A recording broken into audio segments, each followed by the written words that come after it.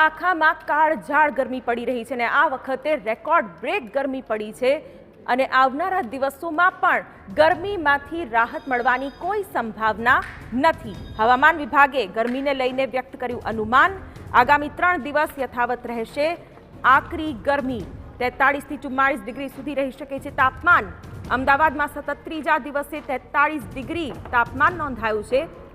રાજકોટમાં પણ સતત ત્રીજા દિવસે તાપમાનનો પારો 40 ડિગ્રીને પાર ગયો।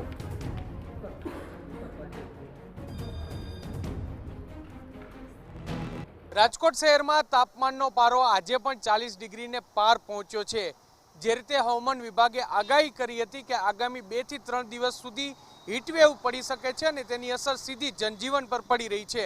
આપને હું દ્રશ્યો બતાવવા માંગીશ। રાજકોટના રેસકોર્સ વિસ્તારના આ દ્રશ્યો છે કે જ્યાં સામાન્ય રીતે ટ્રાફિકથી આ ધમધમતો વિસ્તાર છે, પરંતુ એકલ દોકલ વાહનો છે તે અહીંથી પસાર થઈ રહ્યા છે। અસહ્ય અને કાળઝાળ ગરમી જે રીતે પડી રહી છે, દ્રશ્યો તમે જુઓ।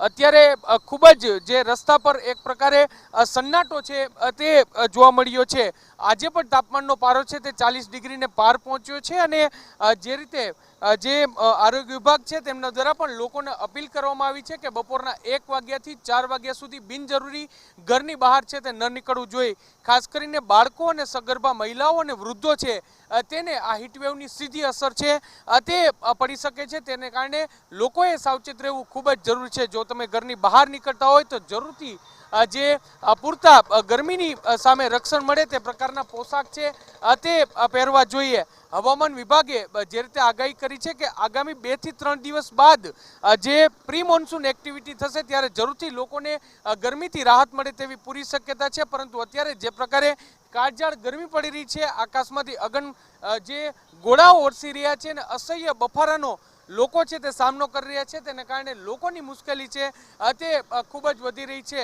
રાજકોટ મહાનગરપાલિકા દ્વારા રાજકોટ શહેરમાં આજે યલો એલર્ટ છે તે જાહેર કરવામાં આવ્યું છે।